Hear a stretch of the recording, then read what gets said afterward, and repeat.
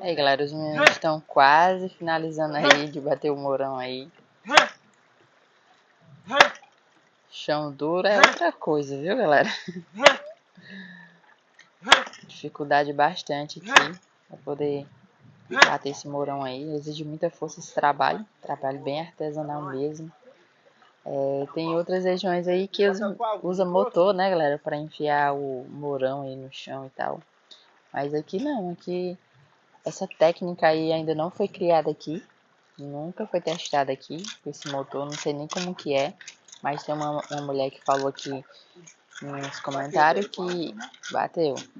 Que eles usam um motor, né, para poder enfiar os mourão. Qual? Mourão? Mourão? É, do grosso. Bota aqui na minha mão, tu gosta. Pronto.